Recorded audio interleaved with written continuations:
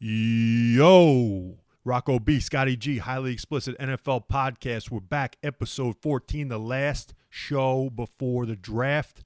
Holy shit, I'm Rocco B. How you doing? My boy Scotty G. How you doing? Oh, man, we got a beautiful day here in Louisville, Kentucky, 83 fucking degrees. Wonderful day, and it's even more wonderful because we got 2 more days to the NFL draft. We've been dying for it. Speaking of the NFL draft, Scotty, we got to finally just finalize these mock drafts real quick. I know we got Baltimore making the trade with Kansas City. Now they're number 31. That changes things maybe a little bit. You know, looking over our mock drafts, do we make any changes? I know I made a couple based on free agency and based on kind of a thought that I've had, you know, over the past couple weeks about my boy Azeez Ojulari. But other than that, you got any changes? I mean, you want me to run through it real quick, what I got? Let's go from number 1, and I want to see if you got any changes, see what you got and let me know about the changes. I'm kind of a big believer in going with your first kind of instinct. I'm here. with you, too. So there's definitely a lot more news out there. There's a lot more information out there. Other than obviously the Ravens pick, I got to change. Yeah. But other than some stuff like that, nobody fucking knows. So I don't really want to change a whole lot just based on what talking heads are telling me. Yeah, no, that's fine. Yeah.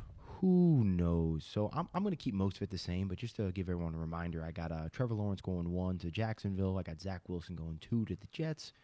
I'm sticking with Trey Lance going to 3 at San Fran. I know I'm the outlier here on that. A lot of people are saying Mac Jones or Justin Fields, but I'm going to look like a fucking genius if they take Trey Lance. Okay, yes, you will.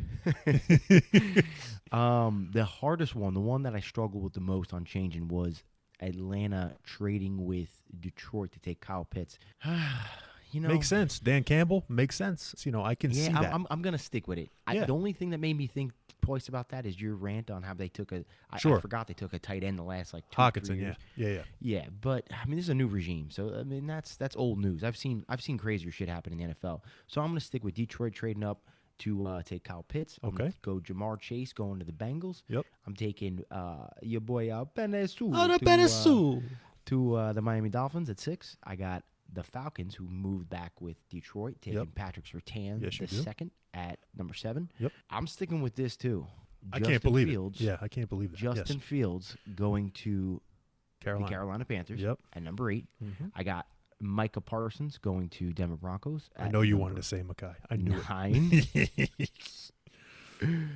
I got Jaycee Horn going to the Cowboys at number 10. I love you saying that because I can't wait to get into just our little comparison that I made up for Surtain and Horn in a minute, but go ahead.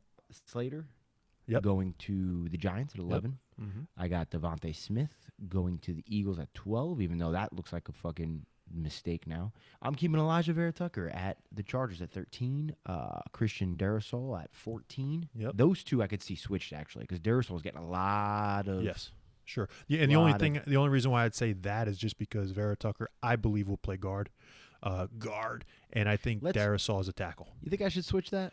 No, I mean I say stick with your gut, but at the same time, you got to say, okay, what do the Chargers want? Do they want a tackle or a guard? And I think if they want a tackle, it's Darrisaw. Okay, I'm gonna switch it then. I'm gonna say Chargers take Darrisaw. Okay, and I'm gonna say Minnesota goes Vera Tucker. Okay, I'm gonna keep him. I'm just gonna swap him. Yeah, that makes sense. I have the Patriots trading back with the Titans. Titans trading up to get Jalen Waddle at number 15. Christian Barmore going to the Cardinals at 16. I have Mac Jones slipping all the way to 17, going to the Las Vegas Raiders. Woo-wee. I have your boy Jason Owe going to the Miami Dolphins at number 18. Yep. Jeremiah Wusu-Koromo. Hey, I'm happy you said it before I did. Going to the Washington football team. Uh-huh. I got Rashad Bateman going to the Bears. I got Walker Little going to the Colts. Okay. I got the Patriots at 22 taking a safety. Trayvon Merrick. To say his name. Merrick, yep. I got Greg Newsome sticking in at 23 to the New York Jets. I got Najee Harris going to the Steelers, Pittsburgh Steelers at 24. Mm-hmm. I got Pat Fairmouth going to the Jacksonville Jaguars at 25. Azeez these nuts at 26. Yeah. My boy Ojulari going to the Cleveland Browns. Yeah, that'd be insane. I'm sticking with Baltimore taking Kwity Paye at 27. Okay. Even though I know that doesn't fit. Actually, I don't know where else to put him. Let me ask you this: would Away fit in there better? Yes. All right. You going to switch him to Miami? Yeah. Let's say Kwity Paye goes to Miami and Okay. away goes to Baltimore. Okay, so Keep- ladies and gentlemen, write that down. Scotty G's got 18 Miami Dolphins Kwity Paye, and now 27 Baltimore Ravens Jason Owe. And I swear, if fucking Kwity Paye doesn't go that high, I'm gonna be so pissed because I think Mr. Tomas is fucking seeped into my brain. I on definitely think Dr. Tomas is Mr. Kwity Paye. I just think that one of the but I agree very with few you that- teams that doesn't fit. Yeah. I agree with you. Yeah. If that's the case, then Yeah. I'll stick with that. All right. 28, I have the Atlanta Falcons trading back in with the Saints to pick up Kyle Trask. Our I'm boy. sticking with that crazy. Mhm. 6 quarterbacks. And then 29, I have Rondale Moore going to the Green Bay Packers. Mm-hmm. I got the Buffalo Bills taking Travis Etienne. Yep. And now here At we go. 31 Here's now, the new pick. I now. have the Ravens taking Terrence Marshall, who I had out of the first round. That's They're a good coming move. in to get a wide receiver. That's a good move. And then at 32, I got Zavon Collins still there. Yes. I just think he's just he's the best player on the board. I don't think it's a bad move. Yeah. They No, can it's move him around the that's line good. back and core. I like your moves. So everybody will keep track of that. That's Scotty G's first round. That will happen in about 48 fucking hours. I can't wait. My draft, I made only a couple moves just because of free agency and kind of I love what you said. I mean, you got to follow your gut. You got to follow your first reaction. How the fuck my first reaction was to keep Azeez Al-Jabari out of the first round, I have no idea. So here's what I did. I kept basically the top 20 the same. I got Trevor Lawrence number 1, Zach Wilson number 2, Mac Jones number 3, Kyle Pitts number 4 to Atlanta. They stay. Jamar Chase, Bengals 5, Sewell, Benny Sewell, and number 6 to Miami. Devontae Smith 7 to Detroit. Justin Fields goes number 8, but he goes to the Chicago Bears, who trade in with Carolina. Pick number 9. Now, Washington says, let's fucking get in on this party, and I'm going to trade up to number 9 with Denver to go get Trey Lance. The Cowboys stay at 10, and they take Patrick Surtain the second. The Giants and Mr. Dave Gettleman take another fucking offensive lineman, Rashawn Slater, number 11. Micah Parsons stays in state with the Eagles, number 12. Christian Darrisaw, unbelievable tackle, goes to the Chargers at 13. Kwity Paye comes off the board 14 with the Vikings. Jalen Waddle goes 15th, but to the San Francisco 49ers after the New England Patriots traded their first-round pick for Jimmy G. Pick number 16, that's where Jaycee Horn finally comes off the board to Arizona. Pick number 17, the Raiders get their fucking Mauler and Tevin Jenkins. 18 is where Christian Barmore comes off the board to Miami. 19, now it's Denver selecting instead of Washington, and it's Jeremiah Owusu-Koramoah. Carolina reunites Terrace Marshall Jr. with Joe Brady at number 20 with the trade with Chicago. Now, here's my first change. The 21st pick, Indianapolis Colts select Azeez Al-Jabari instead of Jason Owe. So I will take Al-Jabari there. Caleb Farley goes 22nd to Tennessee. The fucking Jets get Elijah Vera Tucker at pick number 23. 24, Najee Harris goes to the Pittsburgh Steelers. Trayvon Moehrig, the safety, goes 25 to Jacksonville.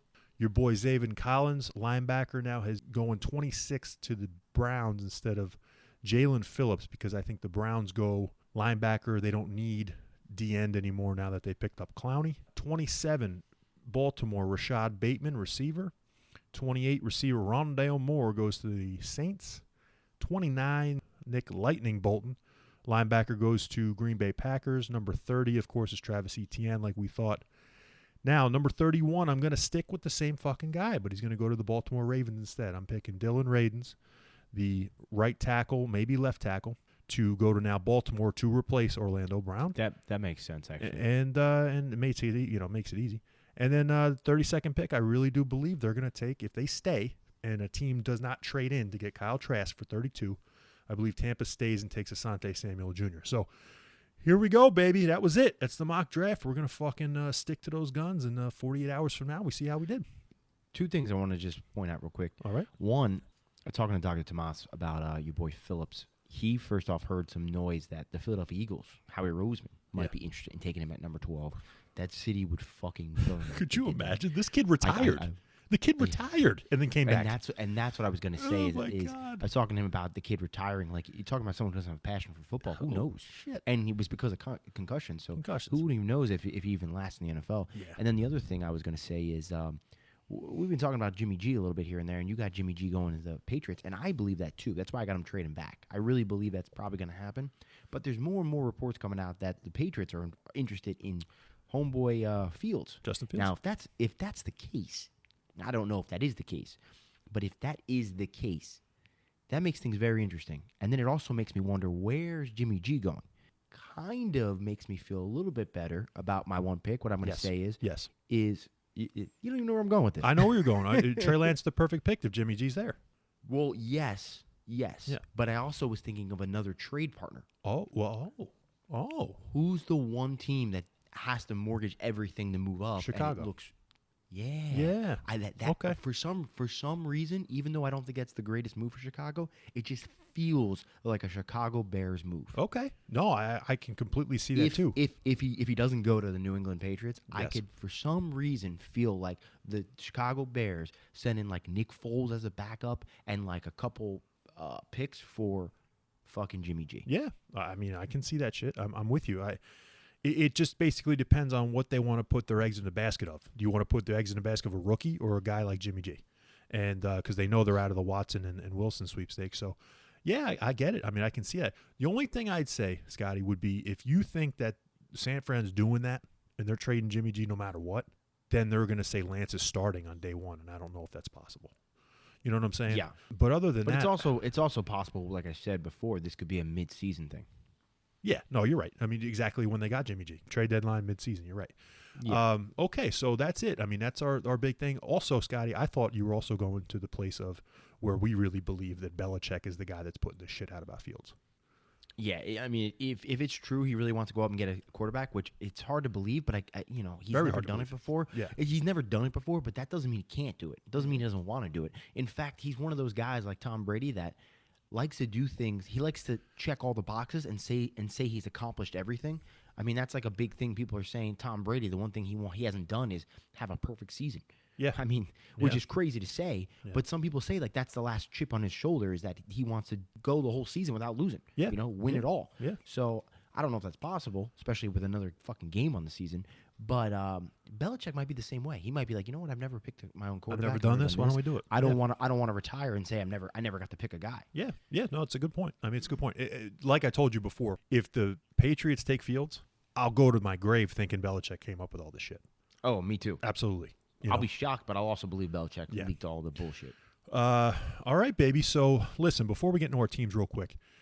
Oh, boy. So you know me, Mr. Research. Love fucking research and love football. Love watching quarterbacks especially. After we talked last episode about Zach Wilson and how I mentioned that, why isn't it Justin Fields and all that stuff, I had to watch more tape. I'm like, I just got to see what happened. I actually watched 2019 tape. I said, fuck 2020. Of who? Zach Wilson? Of Zach Wilson. I said I went back to 19. I like right? that. Okay, so I went back to 19. Some of these fucking plays this kid makes, do you know who he looks like? Do you know who he exactly reminds me of? I'm kind of scared to hear what you're going to say. I hope it's not like fucking Nathan Peterman or anything. I'm going to go back to, oh, God. I'm going to go back to 2013. Oh, God. Who was the guy that was making these plays that you had never seen before from a small white kid? Don't say Johnny Manziel. Yup, that's the guy.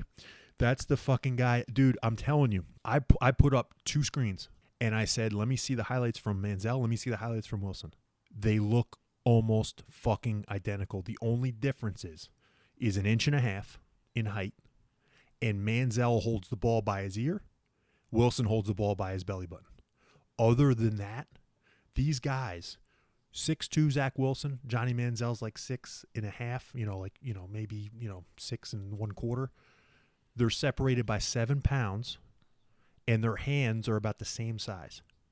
This guy is making plays where he actually ran backwards, Zach Wilson. He's running backwards, looking at the other goalpost, turning around, running around the fucking pocket with his little fucking shimmy legs like Kyler Murray's got, and then making these throws that are like, where the fuck did that come from? They both did the same shit. Now, Manziel is a little faster, but he's a little bit more. He's got a little bit more quickness. But it's unbelievable. And Zach Wilson, to me, I think has a little bit of a better deep ball than Manziel had. But you're gonna tell me that if I had to compare him to one fucking guy, because I'm thinking Zach Wilson, I'm like, could he be Blake Bortles? Could he be the guy that's like, where did he come from? Remember, Bortles came out of nowhere. And you're like, no, Bortles is a tall guy. He was a pocket guy for the most part. He had 2 good seasons in college, not just one. I'm like, okay, no, that's not him. I'm like, who the fuck could he be? I kept thinking and I kept watching. I'm like, oh my God, this is Manziel. So here's what I got for you, pal. We all know that if Manziel was not an asshole, if Manziel had it all up here, like maybe this kid Wilson has, we knew Manziel was going to be the shock of the league. But he wasn't. Did we know that? Because I didn't know that Manziel. You never liked Manziel. You never thought. Rock, I actually hated Mike Evans coming out of college because I always assumed that with him and Manziel, I was like, this guy just does jump balls. He's not a fucking receiver. Oh. He just jumps the ball over everyone. He's like bigger than everyone. He's stronger than everybody. Yeah. I'm like, this guy's not even a legit receiver. He's proven me wrong. I think he's a legit receiver now in the NFL. Yeah. But fucking Johnny Manziel also proved me right. I thought he was a shit disaster of a person and an NFL player. Sure. And now, look how that played out. Now, mostly I think it was because of his personality. I think if this kid, it could have been all if the Wilson's a drugs hard worker, and Wilson has got it up and upstairs, and he's not a drug addict and all that, an alcoholic and all that shit. They're both coming from wealthy families too. Yeah, I mean that's a good point. Wilson could be a fucking guy like we've never seen, because that's what Manziel could have been. He could have been. He could have been. You ever, Rock? Let me just tell you something. This comparison. Have you ever watched Curb Your Enthusiasm? I watch it every night. You ever seen the Jet episode? If you haven't, you need to watch it. The Jet episode. Yeah, there's a Jet episode. It's fucking hilarious, and it's about their friend Carl who passes away, and they all say he died because of heartache from the Jets. He basically had a heartache, like he couldn't take it anymore. The whole episode's about that. This statement, you might as well just start calling me Carl. This is the Rocco B and Carl show. I can't take it anymore. I'm telling you, I can't take this. I know. Anymore. I'm not trying to fucking bury you in the ground. I'm just trying to tell you. I'm trying to, let me put it this way. I'm trying to warn you, because who was the pick before Darnold? Who was the quarterback before Darnold? Oh, it was Geno Smith. Okay. Oh my God. So oh, that's right. Oh my God. Now, granted, Yeah, we had Geno Smith granted, second round. You get And then, Darnold. we had- Oh no! Even before, after Geno Smith, we had what's his name from Penn State, Matt. Fucking Hackenberg. That's right. Oh my God.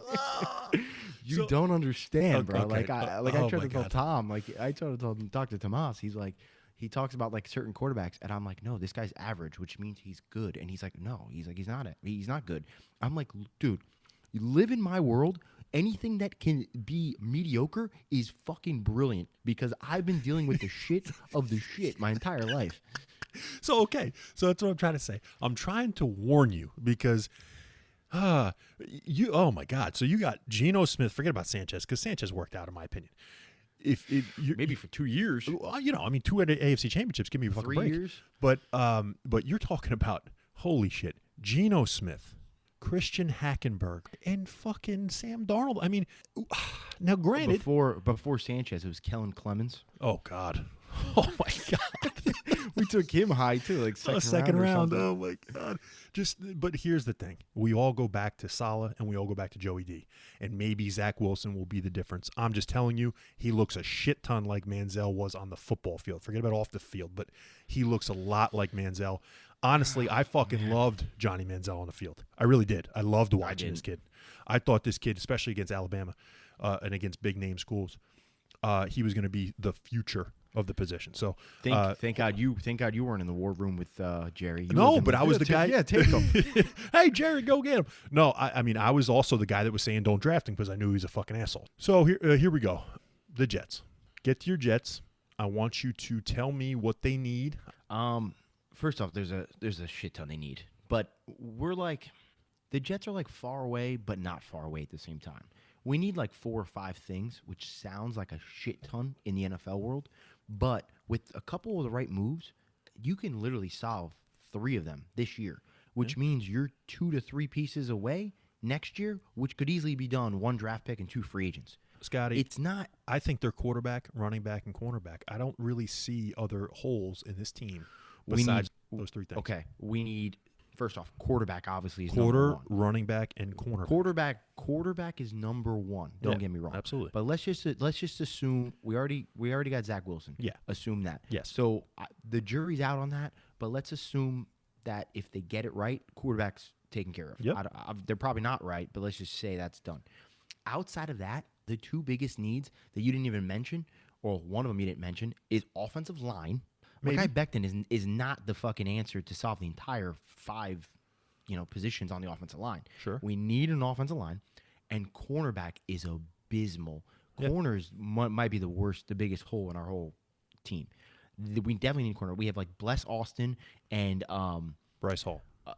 Bryce Hall, and they're two spots. They're two like guys that could be something, but they haven't shown enough to be. They don't have any depth. For me to believe anything like that.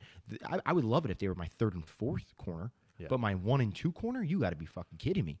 The safeties are great. We brought in LaMarcus Joyner, which I'm okay with.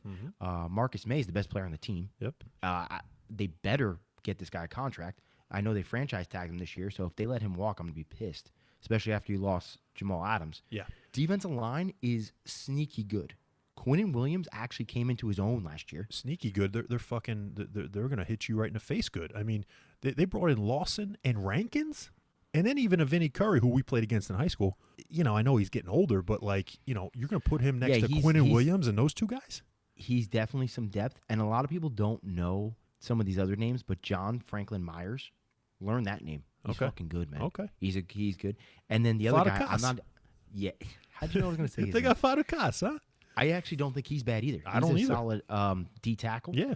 So between all those guys, Nathan Shepard's kind of a bust, but he's okay on depth sometimes for like run stuff.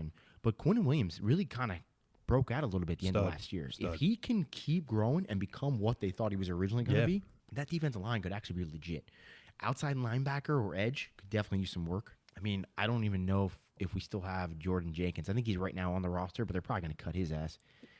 Well, they got Jared Davis, which I really like, and they got C.J. Mosley, of course, coming back. You don't like Cashman? I love Cashman. Okay, but I'm saying depth we still need. I mean, you can't go into the season with just 3. I guess it would be 4 linebackers with Jordan Jenkins, but I think Jordan Jenkins is probably gonna get the boot. Lawson, Rankins, Williams, and Curry are your current line, and then you got Cashman, Mosley, and Davis at linebacker.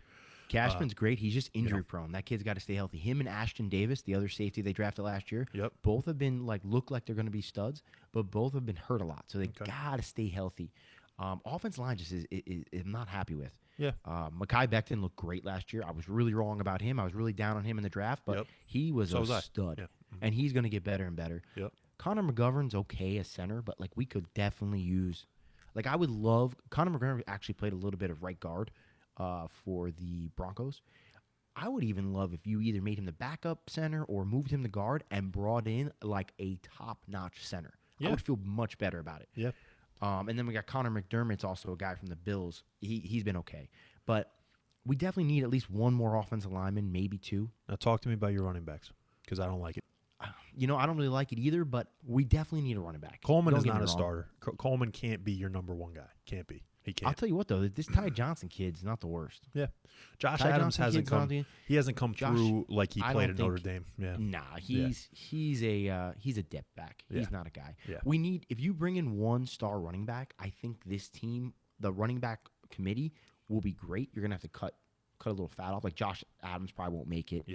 I actually like LaMichael Pirine, but the problem is he's more of a receiver out of the back. He's not a legit running back. Let me ask you this question, Scotty. If at 23 they say, we don't want Greg Newsome, we don't want corner, we don't want Elijah Vera Tucker, we don't want, if a certain guy like Owosu Koromoa drops, what if they took Najee Harris? I wouldn't hate it. I think corner is a bigger need. And I think there's more. The kid we didn't even talk about the kid out of UNC. Yeah, Javonte Williams. He's a fucking stud. I think there's more running backs you can get in the 2nd or 3rd round that will actually produce. Cornerbacks, it's a good cornerback draft. You're right. But I think so many are going to get taken high that unless you take one high in the 2nd round, I mean, there's not a whole lot after the top 5 or 6. I would just like to see. And I think 4 of them at least are probably going to go in the 1st round. Yeah, I would just like to see a team grow up together. If they get Zach Wilson and Najee Harris to come out together at the same time under the same contract, all that shit, that would be great. But I'm with you, though. You're exactly right. You can get running back deeper in this draft than you can corner. Yeah, so. And that's I think corner's the biggest need. I mean, wide receivers, they're not great. We could also use a stud wide receiver. And that's what I'm saying. It's a lot of things we need a number 1 receiver. We need a number 1 running back. We need 1 more piece on offensive line. We need 2 starting cornerbacks. So I'm already up to 5 pieces we need. They got to bring in Sherman, in my opinion. I think they should bring in Sherman. Well, I think you bring him in just for leadership. Yeah. And then edge. Yeah. So 6 starting players is probably what you need, man. Yeah. And the problem is 2 of those starting players, not including quarterback, Well, so 7, including quarterback. But let's say that's done. Mhm. You need 6 starting players out of this draft and free agency, or this draft and maybe the next draft. Yeah. And the problem is out of those 6 players, 2 of them have to be studs. You got to have a stud running back and a stud wide receiver. Yeah. Actually, 3 of them got to be studs because you need a stud cornerback. Well, too. here's the thing about the So corner. that's the problem is 3 out of the 6 you need to be like your better players. What I was going to say about the corner especially is who the fuck knows? You may have Salah make a guy like a Bryce Hall or a Bless Austin even better than you've ever seen him. You know what I'm saying? To me, I think he's going to make those guys on defense play a lot better than they've played, which is pretty awesome for you guys because your defense looks pretty damn good as it is. There's not a speedster. Corey Davis is kind of like, I mean, what would you consider Corey I think Davis? he's going to break out. I think he can potentially be a number 1 guy. I hope you're right. I really do. hope you're right. Because Tennessee, as we've all talked about many times, I think they were very tight end centric. And then A.J. Brown's the fucking man. So he was the number 1, right? So I think with the Jets, when there's not really another number 1 type of guy or a bunch of tight ends, I think Corey Davis can be number 1. And real quick, I just want to say this Yeah. for on the record for this because I've been saying this for like 2 years. And Chris Herndon is on the clock. I'm with you. Yes. I think this kid is unreal when healthy and when like focused and when he's getting balls thrown to his way and like he's a stud, I think. But he gets hurt too often and he's been too hot and cold. If he can't do something this year, I'm done with him. But I think if he can do something, he could be a breakout tight end in this league. Yeah, I agree. I completely agree. But I think they're going to have to get another tight end at some point, and maybe Tyler Croft's that guy. You know, we'll see. Yeah, they got Tyler Croft, and then they still have Ryan Griffin, I believe, who was okay. But, Yep. You know. Now no let's get to the Cowboys. You know, ultimately, I look at this team, and you want to talk about thinking the Jets need a lot. Fucking boys need a lot, man. I really do believe that this offensive line is not the same. It's not the same. We're going to need some depth, and we're going to need you're 100% right with that. We're going to need a stud muffin in the draft somewhere. You know, we have to focus on defense. We got to get a corner for sure. I'm hoping it's Surtain. I will give you the reason why I believe he's better than Horn at that number 10 especially. I'd love another edge guy. If we can get another tight end like a Freiermuth in the 2nd round, that would be fantastic. And I really do believe that the secondary needs depth as well, even after Surtain. But let me just tell you real quick, do you prefer Surtain or you prefer Horn? I know you got Horn going to the boys because Surtain's gone, but who do you prefer? Yeah, I mean, I like them both, but the more I read, I think Jaycee Horn might be a little better, actually. Here's why I wouldn't take him. Because even though he's more flashy and he's a more aggressive corner, he's unafraid to fucking tackle this guy. The more I watch Horn, he's willing to get his fucking helmet in there. He's tall. This is why you would or wouldn't take him? These are his pros. Okay. He's tall and he's a rangy guy he's definitely a ball hawk for sure. And if you remember, fucking South Carolina cornerbacks usually turn out to be fucking studs. Stephon Gilmore, Jonathan Joseph, Dante Robinson. These guys got drafted. They were number 1s in the league. Here's my cons with Jaycee Horn. Way too fucking handsy. This guy, every time I watch a play where the flag did not come out of the ref's fucking pocket, it should have. This guy will be a PI, defensive holding, and illegal contact machine in this fucking league. And that's why I hope he goes to the Eagles. I don't think they can unlearn it. I don't think they can just completely decommit from how they've played the past fucking probably 10 years of their life just to get to the NFL. He's too aggressive for me. Here's why I take Surtain. He's a business-like corner, in my opinion. He's all business. He means business. Very reliable. He's a form tackler. Every time you watch him, he's wrapping up the right way. He's not coming in for the kill shot. He's coming in to tackle you up. You ain't moving. He's 6'2". He's a taller guy. Love how he's smooth turning his hips. He will cover. He's got good hands. He's not the best with his hands, but he's the safe pick. And you got guys that come out of Alabama like fucking Trayvon Diggs and Marlon Humphrey and Kareem Jackson. They're all studs. Okay? Now, the only bad things about Surtain is, in my opinion, he's not super aggressive. He's not a guy who's going to be like Horn where he's going to go for the ball a shit ton. He's definitely not as flashy. Like I said, he's very businesslike. And, as you know, as a Jets fan, Alabama corners sometimes bust. Of course, you know, the main fucking target for that would be D. Milliner. But, you know, Dre Kirkpatrick, D. Milliner. You know, he got drafted, I think, 9th to the Jets. Huge fucking bust. Dre Kirkpatrick got drafted 17th to the Bengals. He's been a bust. Cyrus Jones was one of their number 1 corners, came out to the Patriots in the 2nd round. He was awful. And Javier Arenas was, you know, a guy that was a stud with them in 2010, got drafted in the 2nd round and he with the Chiefs, and he's been a bust. That's the only thing I worry about is kind of the Alabama corner deal. But to me, this kid is fucking Pat Surtain's son. He knows what the NFL is like. He knows what it's going to take. He's been taught his whole life how to fucking play corner. I would take Surtain in a heartbeat over Jaycee Horn, and I hope that Jaycee Horn, I know Jaycee Horn is Joe Horn's son too, but Joe Horn was flashy. I would take Surtain in a heartbeat, and I hope Jaycee Horn goes to the Eagles. I really do. Your argument makes no sense. You basically, all your pros and cons went completely all towards Jaycee Horn, except for the fact you think he's going to get a lot of penalties. That was it. Why would a corner bust? 2 reasons. 1, they have either too many penalties, or 2, they get toasted. Now, granted, Kyle Pitts toasted Jaycee Horn, but who doesn't Kyle Pitts toast, right? At the same time, Surtain doesn't get toasted. He's an Alabama corner who would pair with Diggs. They would be like 2 peas in a pod with the Cowboys because they were teammates. They know what they want to do. They know how to communicate, all that shit. I don't want a guy who's going to be like a Marcus Peters. I'm not a huge fan of Marcus Peters. Marcus Peters jumps in front of fucking balls every once in a while and takes them to the house. That's great. He gets fucking good, toasted too, though, because he takes chances, right? Every ball hawk gets toasted. Dan Quinn, I don't think wants those guys. Dan Quinn wants guys that it's going to keep everything in front of them, and they're going to be locked on these guys like Sherman was and like Chancellor was and those kind of guys. So we'll see if he's even there though for you. Yes, you're exactly right. I hope he's there because I do not want them to take. You think if he's gone, they go Newsome instead? No.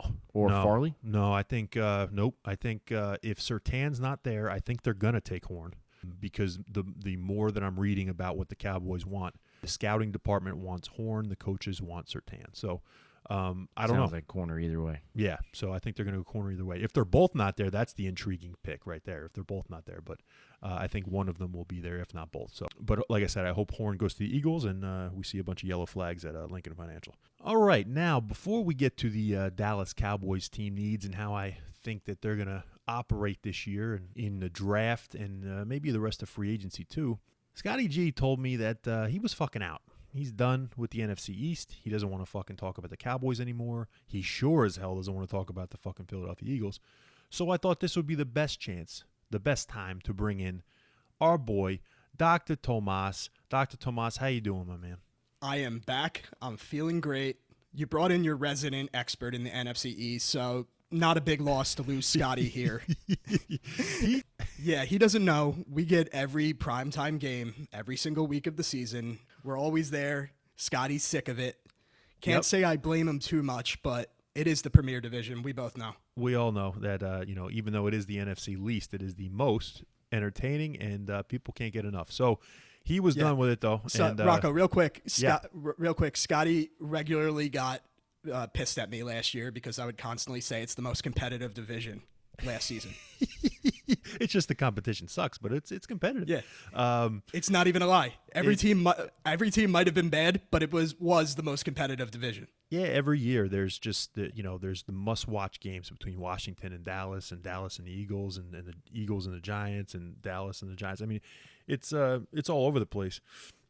I would say the one... We got a fun draft coming up, though, with picks can't wait. 10, 11, and 12. But wouldn't you agree? What a turn of events that is. Don't you think that that Philly and Washington is the matchup that gets the least play, though? Don't you think so? Like, if you had to say, I'd agree with that. Out of every fucking every matchup we can make up in the division, I think Philly-Washington's the one that doesn't get the play. You know? Yeah, that's never really been a fiery rivalry. It's forced a little bit because they're in the division, and don't get me wrong, there's been some good competition, some good games over the years, but that's not a game that gets the juices flowing like a Giants-Cowboys or an Eagles-Cowboys or an Eagles-Giants game. It's amazing. It's just weird, but if you think about it, that's the one matchup that really doesn't get the cachet that every other fucking matchup does. So, would you say that Washington versus anyone in the division gets the same level of cachet? I think Dallas still does because of the tradition. I think it's Dallas and Washington. For some reason, and I guess maybe a little bit with New York too, but for some reason, I think the least premier matchup for some reason is usually Washington and Philly, based on the scheduling and what they get in prime time and all that shit. A little Dr. Tomas fun fact here. When I was a kid, I was very confused why Washington was in the NFC East, considering Washington State's on the West Coast. Yes. It took me a few years into adolescence to put 2 and 2 together there. Yeah. Well, it's the same as fucking what the hell is Dallas doing there? But yeah, that's hilarious. If you remember, you want to talk about NFC East fucking retro fans here. You remember Arizona was in the NFC East. So sure do. very strange. But all right, so here we go. So let's get into the Cowboys. I want you to give me, as the Eagles fan in the room and talking to the Cowboys fan, I want to see your point of view on what you think fucking Dallas needs this year. Rocco, are you kidding me here? This is easy. Well, I want to hear it. I want to hear if it matches up. The name is Quiddy Pay. My God. Every quarterback's nightmare. Do you understand what they've done in the past with Michigan pass rushers? Can I just, you like Tuesdays? Do you like Tuesdays? What do you eat on a Tuesday? I don't want to fucking see another taco in my life. I'll tell you that. I'm done with Michigan pass rushers. I'm just done with them. And I remember a couple years ago when they were talking about maybe Rashawn Gary, slipping to Dallas. I'm like, no, get off Quiddy Pay to Dallas, please, God. Rocco, Brandon Graham worked out pretty well for my Philadelphia Eagles. I understand, but they're not the Cowboys. They just can't pick them. They just cannot pick them. It's unbelievable. And Taco has scarred me for life, that's for sure. But other than Quiddy Pay, your boy, what do you think they should do? Patrick Surtain. Yeah. I don't think you can go wrong with that. I think he's the clear number 1 corner in the draft. He lockdown coverage. The guy can tackle, has the size, has the athleticism. He's everything you want there. If he's on the board at 10, think you'd agree that's a no-brainer. Absolutely. And I just told Scotty boy that, I'm hearing that the scouting department wants Jaycee Horn and the coaching staff wants Surtain. I think they're both going to be there at 10. I really do.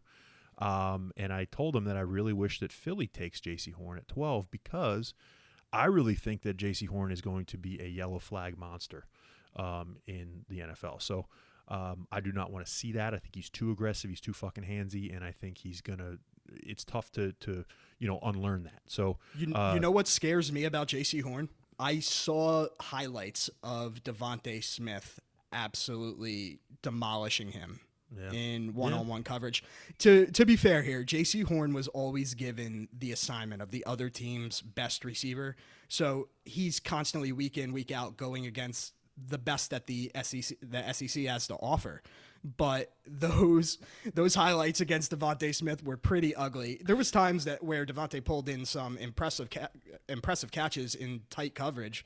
But still, that's a scary thing when you see a top corner prospect getting burnt like that. And he also didn't have a great game against Pitts. Pitts had his worst game of the year, and Pitts has always said that Jaycee Horn was the number 1 guy that he faced all year. But there were some, if you watch the highlights of that game, Trask sometimes just didn't throw Pitts the ball, and when he had Horn beat. So I'd rather another thing that concerns me about Horn. And this is coming from someone that likes Horn. If the Eagles draft Horn, I will be very happy. But another thing that concerns me is he's not that much of a ball hawk. That's something that you typically can't teach. They either have it or they don't. And he wasn't a guy that forced a lot of turnovers at South Carolina. Yeah, I'd slightly disagree with you there. He didn't have the numbers, just like we talked about Jason Owe. He didn't have the sacks at Penn State. Doesn't necessarily mean they can't get him. I actually think Horn, because he's Joe Horn's son, and he's, he has, I think, the intuitiveness of having the fucking hands and having the ball hawkiness. I just think that, like you said, he was always latched on to number 1. But again, my biggest issue is not that. I don't, Trayvon Diggs is a fucking ball hawk, and he gets in trouble sometimes. We don't need 2 of those guys. I want the guy that's the more business-like, the more reliable, the more locked on, and that's Surtain. Well, Surtain, yeah. That's Surtain without a question. If we're talking about a true ball hawk in this draft, I think you got to mention Caleb Farley. Yeah. I think that's his best skill, but I don't know. Have you seen the latest on his injury news? People are shitting on his back, so they really don't think it's good. A couple weeks back, it was kind of getting swept under the rug a little bit, like a he'll be fine type of thing. The latest news to come out about it, though, is that he hurt it deadlifting in 2019, and he has nerve damage in it where I think he has like some numbness in his toes or something. Holy shit. Some scary stuff going on there, and he's so young, so I don't know. I can still see like him as a prospect. I can see him slipping, just like I really believe that Jalen Phillips is going to slip, because I really believe that this is the year that is the craziest year they've seen. They can't do the combine. They can't do the in-person fucking, interviews and all that shit. They cannot do the research like they used to. And I really believe that some of these guys that, sat out for COVID, maybe sure, but some of these guys that have these injuries, I would have to imagine teams are going to say they're going to stay more cautious and conservative than they would before. And a guy like Farley, a guy like Jalen Phillips, some of these guys that have these injuries, I would say they fall not based on talent, but based on, these teams scared about their injuries. Walker Little's another one. So, Rocco, let me ask you, give me 3 guys, if the Cowboys were to draft them, that you would shoot in your shorts over. And then on the other side of the spectrum, 3 that you do not want to touch. Love that question. I already did a 7-round mock multiple times. Surtain, Micah Parsons, and whether it's Elijah Vera Tucker or Rashawn Slater, I don't think you can fucking lose. But I would not be sad at any of those guys at number 10. Who would I be sad at number 10? I'd be sad at Jaycee Horn. I would not be happy for them to take another offensive player that's not on the line, sans a Kyle Pitts. And honestly, Kwity Paye to me would not fit. He just would not fit. So those are basically the 3. I'm just going to give you real quick a couple of my guys that I liked in the second round and beyond. This kid, Javon Holland from Oregon, was, I think, exactly what Dan Quinn's looking for in the secondary. Ball hawk. He picked a ton of balls off. I think he's going to translate to the NFL. I really love Pat Freiermuth. I just think he's going to be gone by the time the Cowboys pick at 44. That would be something special for Dak, kind of a second-place prize to Kyle Pitts. And also, I've mentioned him many times, but Talanoa Hufanga from USC. If they can't get a Javon Holland to play safety at 44, I would take him, whether it's at 99 or 115. That would be unbelievable. You want to talk about shooting in my shorts? I mean, I'd have to go get a bunch of new pairs of shorts, I'll tell you that. I don't really hate a lot of these dudes in the first round, especially. I don't hate Kwity Paye. I just don't think that he's a fit for the Cowboys. All right, so, Rock, basically the general gist I'm getting here is that you're looking for an O-lineman, perhaps a pass rusher, or a corner. I was a little surprised to hear Micah Parsons on that list, though. I know that's the strength of your team. Is that just a value pick for you? Micah Parsons, the thing with him, I loved him when I watched him in 2019. I knew that when he was going to come out, he was going to be top 5. I just knew it. He was such a fucking stud. And then he sits out 2020. But in that time for Dallas, I'm thinking at the time, we got Sean Lee, we got Jalen Smith, we got Leighton Vander Esch. We're fucking set for at least the next 3 or 4 years. And if Sean Lee retires, cool, we'll probably have another guy to step right in. Well, Sean Lee has retired. Jalen Smith has just unbelievably fucking underperformed. And Leighton Vander Esch is Sean Lee 2.0. So great on the field when he's there, but he's also unavailable a lot too. So we have to figure out, okay, well, we haven't gotten another piece to fit in there. I know we brought in Keanu Neal that we're going to take from safety to linebacker this year. Fine. He's a very injury-prone kid too. So what do we have to do? If Surtain is gone, like Scotty G has Surtain going to Atlanta at 7, if Surtain's gone, say, to Denver at 9, I do not want Jaycee Horn. I would much rather take the offensive lineman or Micah Parsons. That's just me. Well, here's my opinion, and perhaps this is a great segue here, but I think the biggest threat for the Cowboys not getting a guy like Surtain would be my Philadelphia Eagles. Well, they're not going to leapfrog Yeah. him. Yes. If they leapfrog, yes. I don't think, Surtain's on the board. They're taking him. I know that for a fact. Well, that's what I'm saying. I think if you fear him not being on the board, I think one of your biggest threats would be the Eagles, just because of the clear need there. And it's hard to read what Howie Roseman's up to, but if I had a guess, I think Surtain would be a guy that he's targeting.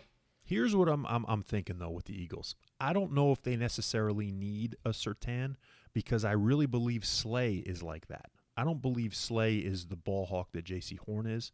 Slay is the aggressor like Jaycee Horn is. Slay would be your Surtain. You would get a guy like a Horn or even a Farley if he was healthy. That was more of the ball hawk aggressive type Well, kid. Rocco, we have a very different scheme this year, so we're adjusting to that. I will say, who can you even name the other corner on the other side of Slay? I'm trying to think who the other guy was. Avante Maddox is the guy on the other side, and he did not have a good season. He's better fit as a nickel corner. Yeah, I mean, again, I know your scheme's different. I know you brought in the linebackers, and you still got the line. And well, here's the thing: they're transitioning to a cover 2 defense, similar to like a Mike Zimmer defense. That's what they want to run here. Yeah, it's not. It doesn't put as much pressure on the corners. But at the same time, they need a physical corner, and a guy like Surtain would be perfect there. Sure. On the same side of the coin, Jaycee Horn is considered the best press cover corner in the draft. So I'd be fine with either. Yeah, I just don't think. I just don't think they've already got the press corner in Diggs. I think he's the guy who's going to take the chance every once in a while. I don't want 2 of those guys. So Surtain's the more reliable. I like him. Again, if Surtain is gone, Micah Parsons is definitely in the fucking talk, number 1. But number 2, if you got Slater there, if you got Vera Tucker there, to me, offensive line. I would even trade back a couple picks to take offensive line there because I just love Surtain. I want him to be there. I honestly think that you have a legitimate shot at getting a Sewell or a Slater, where a couple weeks ago I would have said, no way, that's not happening. That perhaps Slater would fall there. Like we've saw that. We've seen some mocks where they have him going top 10, but I think that he would be there. But the thing I'm seeing now is Sewell might slide a little bit, not because of talent or anything, but I'm seeing more and more that the Bengals are going to go with Burrow's boy. Yep. So, yeah, I think the most likely scenario is Chase lands with Burrow in Cincinnati. I agree. But now if you look at Miami, I had them getting Sewell in my mock draft. Me too. And now I'm reading the latest news on them is that they've become enamored with Kyle Pitts. And for them, it's either Pitts, Chase. If Pitts isn't there, then Chase. If Chase isn't there, then either of the 2 Bama receivers. So it looks like they want to go with a receiving threat to start the draft, which allows Sewell to slide a little bit further. Does a team like Detroit take him? I like a Penei Sewell, but the problem with him, to me, than Slater would be, I know Sewell is the number 1 guy on the board. I know he's the number 1 consensus guy. I know he's fucking 20 years old. He won the Outland Trophy when he was 18. He's been patrolling that line for Oregon since he was basically out of the womb. Here's the problem, though. I don't have the tape on him against guys that I can say, damn, that's NFL talent, or damn, holy shit, like he held that guy in check. Rashawn Slater fucking put Chase Young in bed. Yeah. He said, dude, you go to sleep tonight, okay? Like you're not fucking playing today. And to me, Slater is the guy that if he can make it in my mock, he's there. But we can agree. Surtain. We can agree that both of those guys, I don't see them sliding past 12. Not only 12, but I don't think Penei Sewell goes past Carolina at 8. And then if somebody swoops in at 9 or Denver's there at 9, I still don't see them going Slater. So I think Slater and potentially Surtain, and now if Surtain gets taken by Denver, I'd really feel more comfortable taking either a Micah Parsons or a Slater. If Slater's there, it'd be a real tough, it'd be really tough not to take Slater there, especially knowing that, he could probably go to the fucking Giants at number 11. That'd be terrible. But he put Chase Young to sleep. It was great. All right, Dr. Tomas, let me just tell you real quick what I believe that the Cowboys need total, not just in their first round of draft or whatever. I really believe that if they can shore up the corner with Surtain, excellent. I think their edge rushers could have a really good chance this year under Dan Quinn to way outperform the way they've been playing the past couple years. I really think hopefully Randy Gregory could get finally, this is kind of like the Aldon Smith type comeback type of year for him. He flashed a little bit last year. He did, and he didn't give the field enough look last year because of Aldon Smith. But They also need offensive line depth. I've always told Scotty, and I know you believe this as well, this is not the same fucking offensive line that it was, especially when Romo had DeMarco Murray and the fucking Des Bryant catch and all that shit. That was when they were in their absolute prime. That seems like 20 years ago, okay? And at tight end, I love Blake Jarwin if he can stay healthy. That's the big issue. Dalton Schultz is a nice piece to plug in when somebody's hurt, but I'm not going to, plug him in even in a 2 tight end set and feel comfortable with him. So I would love, like I said, for them to get a Pat Fryermuth in the second round. That'd be fantastic.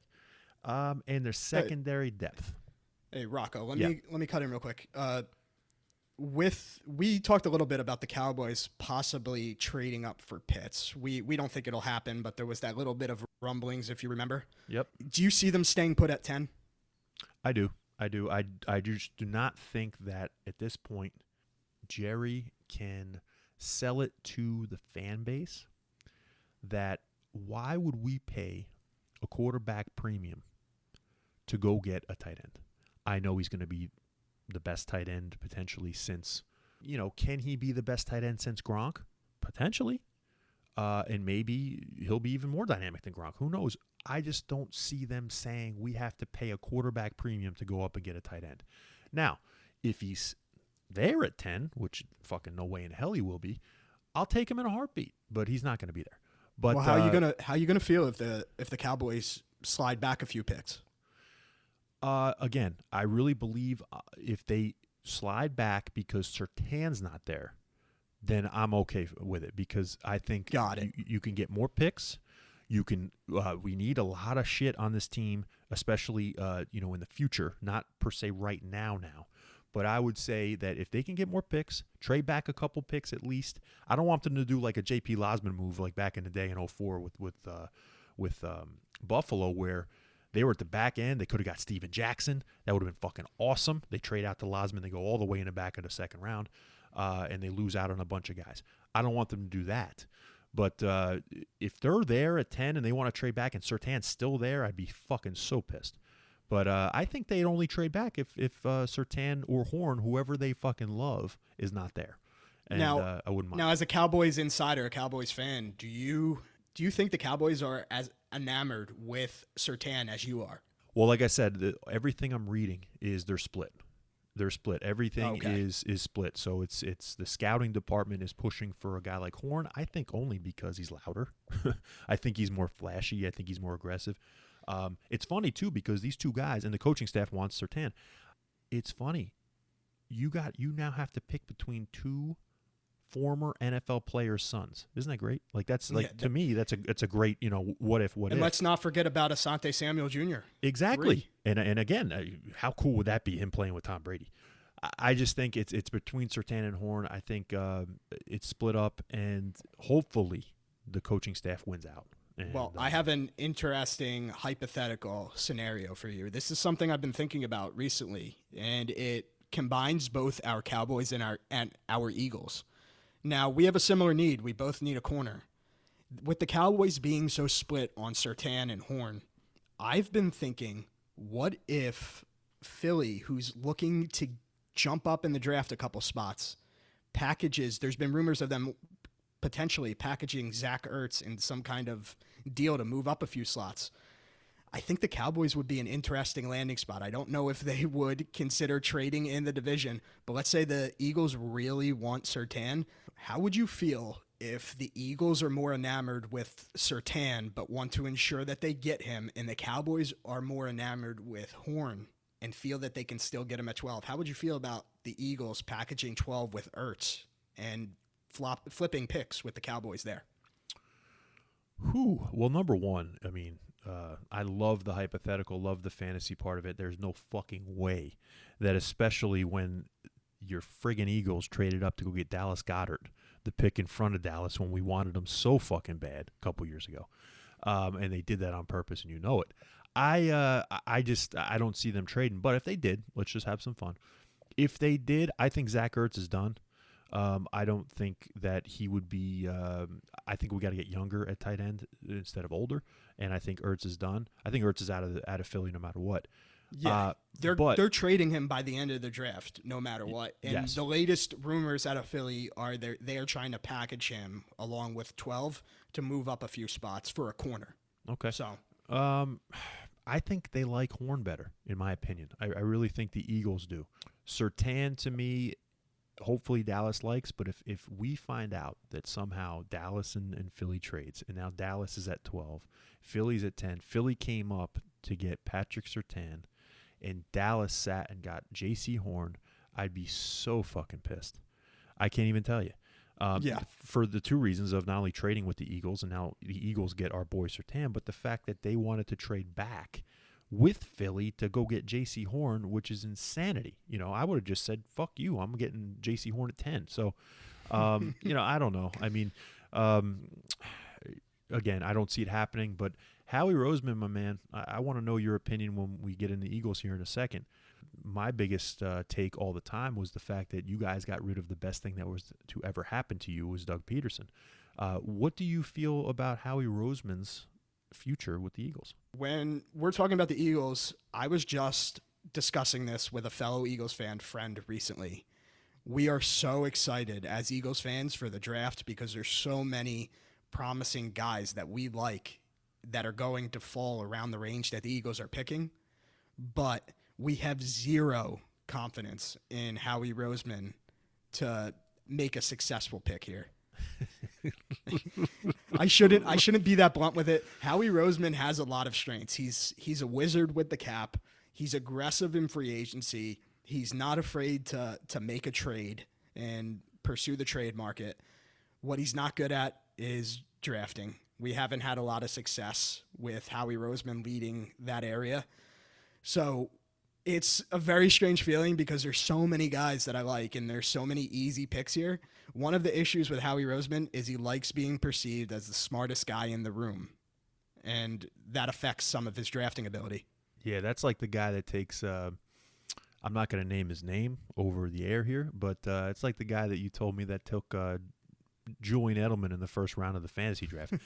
It's just not going to work. And you know, even if it does, it's like, well, what'd you win? You know, what'd you get? I don't know. So I've heard some rumblings out of Philly, which are pretty interesting, and this aligns with this. And this is an example of something I'd be upset with. There are rumblings now that they'll draft a guy like Jalen Phillips at number 12, which, don't get me wrong, I'm fine with taking a pass rusher. But when you're discussing Jalen Phillips, you're talking about a guy that if he bangs his head too hard week 4, career over. Yeah, like how are you going to tell me? You can't tell me if, okay, pass rusher at 12. I got no fucking problem with that.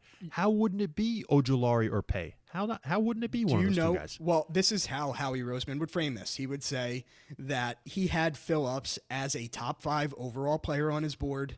He thought it was great value at 12. Yeah, but Howie, why was he still on the board? The guy retired from football.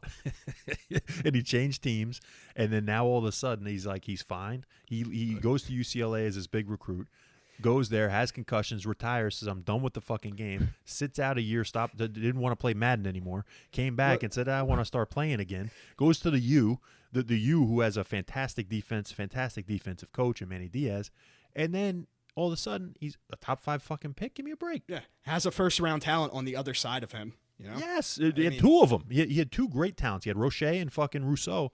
And it's like, you know, all of a sudden, he's a top 5 pick. Howie, I don't think so. Well, another thing is they interview Phillips. They go, oh, yeah, let's talk about your time at UCLA. And he can just bash Chip Kelly. And Howie Roseman will be like, deal, you're our guy. That's a good point. That's a great point. Maybe that's why he loves him. Welcome to Philadelphia. Could you imagine number 12? The Philadelphia Eagles select Jalen Phillips. Boo, you motherfuckers. Like, that'd be so awful. But, Rocco, I'd be happy with Slater. I'd be happy with Sewell. I'd be happy with Horn. I'd be happy with Surtain. I'd be happy with Devontae Smith. I'd be happy with Waddle. Yep. I'd be happy. There's so many guys. Micah Parsons. I'd be happy with Micah Parsons. Yeah. Quiddy Pay, I'd be happy with. There's so many guys I'd be happy with, but I just know that they're going to do something to make me not happy. You know, here's the craziest thing, and real quick, first, let me just wrap up the Cowboys here. I really think the Cowboys and the Washington football team, hopefully they get a fucking name soon, are the 2 top dogs in this division next year. if Dak Prescott can give us at least what he gave us a couple years ago, and this defense will be way better with a Dan Quinn and some of the pieces they'll bring in through the draft and free agency still. I don't see a team in this division that wins more than 10 games. Maybe 11-6 would be the absolute fucking ceiling for this division. But I think that that the Cowboys, if they can shore up some of the shit in the draft, and like I said, and we get some quality play out of Dak Prescott to make him worth that fucking contract we gave him, then I think they're the favorite in the division. Now, let's get to your Eagles because I really love Jalen Hurts. Okay. But the craziest thing to me that I've heard about your Eagles in the past week or two is the fact that even though they had the 6th pick and then you were basically fucking guaranteed Kyle Pitts, Jamar Chase, maybe Penei Sewell, anybody you wanted, Devontae Smith, whatever you wanted at 6 you had. Then they trade back to 12. And you're like, okay, now they're kind of, they're not in the quarterback mix. They're definitely going to give Hurts the shot. And then, of course, you got Sirianni coming out and saying Hurts is not the starter and all that horseshit. But then after that, it's like, you think they'd be set at 12. Well, now there's all these rumors that they may trade up again. Yeah, smartest guy in the room, Howie Roseman. He wants to show that we got a 1st-round pick next year to move back to 12, and now I'm going to swindle the rest of the league, and I'm going to move up and get the guy I wanted anyway. Unbelievable. That's how he plans it in his head. How it works out in reality remains to be seen. Historically, not that great. Unbelievable. I mean, so you're going to tell me that instead of sitting at 6, he'd rather go get another 1st-round pick, move back, and then he's going to still package that same old pick to get up to, 8? And pick probably the same fucking guy he would have taken at 6 anyway? I mean, it's insane. And that's what you're dealing with, and that's the problem. From what I heard is he wants to keep the 1st-round pick next year and still leapfrog into the top 10 to get a guy like Surtain. Yeah, we'll see if he can do it. I don't know. I like a fucking gold-plated toilet and a 12-inch Johnson too. But what the fuck? I mean, you get sometimes you got to deal with what you got. He's just insane to me. And the problem is Jeffrey Lurie is letting him do this shit. He's letting him get away with this bullshit. And I told Scotty G on the last episode, it was the fact that they lost out on not only Doug Peterson because they thought they were gonna cut their nose off to spite their face with Carson Wentz. Carson Wentz said, go fuck yourselves. They lost the 2 big pieces of their team, but yet they still have Howie Roseman. Insanity to me. Howie Roseman, in many ways, is a lightning rod for Jeffrey Lurie.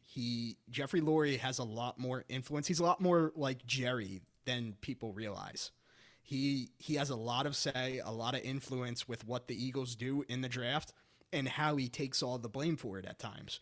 So, but those two have paired together that, hey, if I'm going to blame one, I got to blame the other at this point. Absolutely. So I want you to tell me your feelings on what this team should do and what you want them to do, and I want you to give me your feelings on Jalen Hurts as well. So my thoughts on Jalen Hurts, Rocco, I think he deserves a year to run the show and be the guy. I like what he did his final season in Oklahoma. I would like to see if that could continue. I think it benefits Sirianni having a guy like Hurts to run his offense for this year. So I'm willing to give him a shot here. They have all these picks lined up for next year. Give Hurts the reins for this year and then reassess afterwards. I agree. I think we're on the same page there. I agree. And as far as the draft, I have no clue what they're going to do. I know it's probably going to piss me off, but there's reports of them moving up. There's reports of them moving down. There was one the other day that said something like Howie Roseman is interested in both moving up or moving down. So basically, the report was Howie Roseman is doing his job. It's unbelievable. But give me real quick on Hurts. I really believe that he is a leader. He is a guy with the it factor. Does he have the best arm? No. That's is he the most mobile? That remains to be No. seen. There's too small of a sample size when it comes to arm. I was pleasantly surprised there.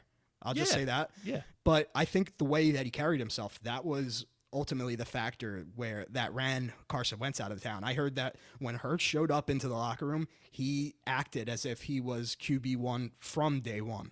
Yeah. I honestly believe that with Hurts, you are going to have a guy that if you give him confidence, if you give him the support, which he did not have at Alabama, and he finally got at Oklahoma, and you finally fucking saw the true Jalen Hurts. Don't fuck with his mind. Give him the fucking team, give him the reins, and let him go. And to me, if you surround him with the pieces, he is going to be a just fine quarterback. I hate to say this. I honestly would take him more than Dak Prescott.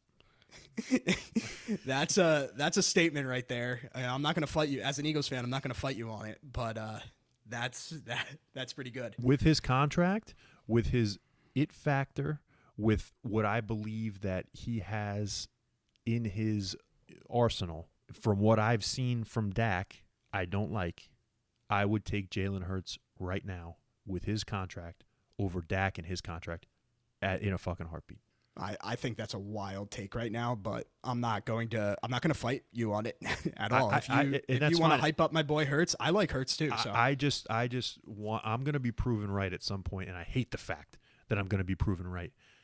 I've already seen Dak. I've just seen him. I've seen him throw up stats after stats after stats. You can say that the defense sucks. You can say all that. There are games that's the case. The defense sucks dick. You got to fucking come back from 31 down, from 24 down, whatever. He never gets them over the hump. He gets them 7 out, and they lose by 7 or they lose by 4 or whatever. The one game he took them was with Atlanta, and Atlanta's the fucking choke artist of the century. To me, Dak Prescott is a guy who, when we needed him, when our defense played lights out against New England in the rain, against the Eagles at the Week 17 2 years ago, we needed to win the division. The motherfucker could not score a touchdown.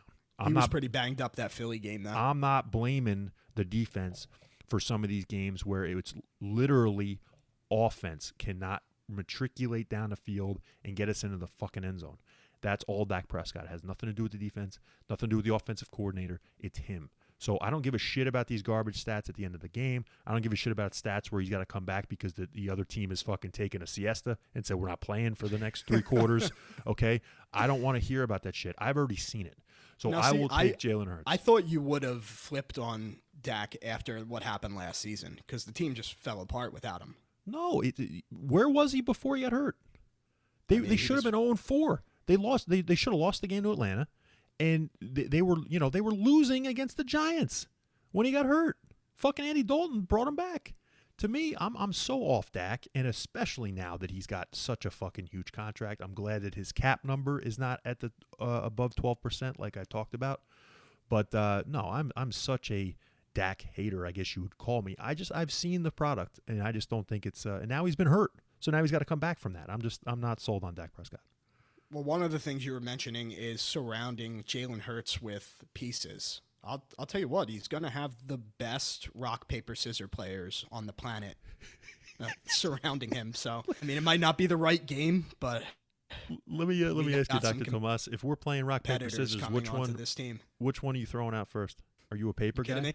Are you a scissor guy, or are you just a classic rock guy? No, you have to throw rock. You got to. That's a power move. How the hell else you throw anything else for rock? Sirianni talking trash. I'd love to see that on Zoom, especially. I'll tell you about him. I know that you guys covered this a little bit with Sirianni, but in my opinion, you can't bash him too much yet because the guy has great energy. He has great energy. I don't know yet whether he's going to be a good coach, but he's going to give us a lot of entertainment because he is a wound up ball of energy. He is, and to me that reminds me of a crazy ass defensive coordinator. A crazy-ass receivers coach, something like that. But your head coach has got to be like your quarterback. Got to be even-keeled and all that stuff. I love his energy. I'm with you with that. I get that. I get he likes to, he's a younger guy too, so that's why he's got a lot of energy. But at the same time, you remember. Former D3 wide receiver. I don't know. I still think you need a guy like a Sean Payton or a guy like a Bruce Arians or guys like that Andy Reid, guys like that who have been around. They've been around. They know what they're fucking doing. They know how to be a player's coach, but without being, the same age as some of the players. I don't know. The latest trend, though, is to find a McVay, a Shanahan type. So sure. That's what people are going for. Now, I have Philly at needing a wide receiver, needing a running back, needing a linebacker, and needing a cornerback. What do you think about that? I wouldn't put running back as a high priority. I think they will draft a running back, but I don't see them taking one early. Yep. I think Miles Sanders, the biggest problem was he didn't get the ball enough last year. Yeah, he is an explosive running back. They brought back Jordan Howard on a really cheap deal to be the short yardage back. They still have Boston Scott as like a third down running back. I think they'll add another guy at some point. Not a high priority need, in my opinion. Yeah, they're number 4 for me. Linebackers number 1, receivers number 2, corners number 3. Definitely need something at linebacker. I like Alex Singleton. I don't know if you're familiar with him. He was the Canadian Football League Player of the That's Year. him. Yeah. They you're brought right. him Yep. in as a special teamer. The kid with He the was long hair. forced- Yep. He Yeah. was forced. 2 years ago, he was a special teamer. Last year, he was forced into playing time due to injuries. And he was he was all over the field. The guy played way over his head. He's got some raw talent there. I'm interested to see how he progresses. But, yeah, we can definitely add someone else there. He reminds me of a guy like a Clay Matthews a little bit. You know, he's got the long hair. He's kind of wild all over the place making tackles. And that kid from Miami, Van Ginkel, same thing. I'm not as familiar with him. Is he a similar player to Alex Singleton? Andrew Van Ginkel, long hair, kid that's just running around in every play. You know, a guy that's probably like Sean Lee used to be, where, you know, the problem with that is if you're in on every play, then now you're taking your ability to get hurt. Your percentage is way up now. So, but you got to love guys like that. When it comes to that, they don't have their Leonard from the Colts. They need someone to be like the linebacker that flies around. So Micah Micah Parsons would be fantastic there. Yeah. Even a linebacker that's more of like a safety hybrid like New Age, Owusu Koromoa. I would not complain about him at all there. Yeah, that'd be a great pick.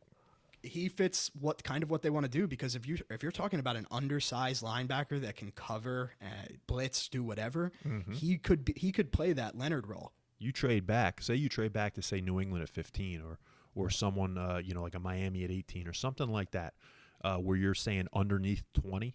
Jeremiah Owusu-Koramoah would be fantastic. Yeah, I would not complain at all with that. I think the two positions, though, Rocco, where when you look at the Eagles, where they need the most glaring help would be number 1, corner, just because you don't have a guy opposite of Slay right now. Mm-hmm. That's a huge concern. They didn't even address it in free agency, so huge need there. Absolutely. And then when you look at defensive end, too, now they have Brandon Graham. They have Derek Barnett on the last year of his rookie contract. Mm-hmm. And then beyond that, they have a great third down guy in Josh Sweat, who was a top prospect coming out of high school. He was top recruit.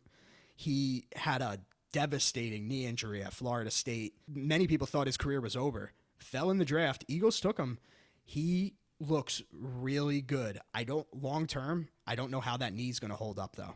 Yeah, no, I like Josh Sweat. You're right. The only reason why I didn't say D-end compared to receiver was because when I look at these receivers, man, they reached on Rager for sure. And I'm sure they really regret not taking Justin Jefferson with the next pick. But, I don't think you can go into the season with Fulgham and Ward being your next two guys. Fulgham fell off the face of the earth after he completely exploded the first half of the season. And Greg Ward is a great piece, but I don't think he's one of your starting 2 receivers. So they need a receiver badly. No, that was definitely one of the problems that Greg Ward. I love Greg Ward. He's one of the grittiest players. Love him out there on the team. But I love watching him play quarterback in Houston. Yeah. He's not very explosive. He's a good guy to have on the field on like a third down when you need a short-handed receiver to run kind of like a Cole Beasley type route. He's almost like Fred X, if you remember. Mm-hmm. Yep. Almost, yeah. Your third down slot guy. Mm-hmm. Love it. Yep. Fucking But yeah, fourth and I think a lot of the 26. young receivers. 4th and 26. The fuck was Green Bay doing? How's that possible? Look for a lot of the young receivers on the Eagles to take a step forward working with Sirianni, though. That's his specialty. Yeah. I feel like receivers less of a need because of him coming in. I won't complain about Devontae, though, or Waddle. Well, Don't get me wrong there. Absolutely. But let me give you this one. I really think that this kid, I remember watching a shit ton of this kid in college, and I thought they overdrafted him in the second round. But you want to talk about Sirianni coming in and making a receiver better than he's acted or better than he's played. What about Arcega-Whiteside? Yeah, that's an interesting situation there. What do you think? I don't know. I'm about ready to give up on him, to Are be you? honest. Okay. Yeah, he hasn't shown much of anything. It'll be interesting to see if there's one guy that I like Travis Fulgham better.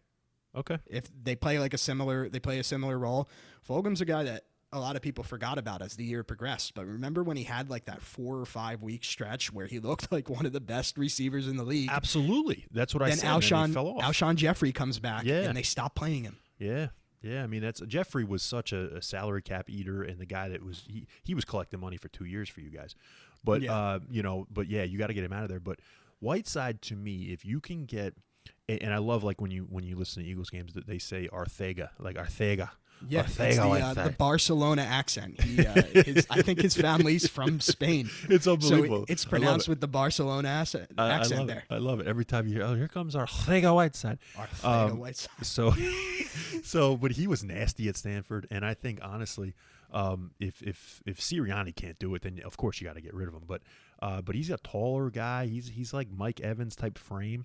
I would try to get the best out of that kid, but well, you got Fulgham, who has like a Mike Thomas type frame. So sure.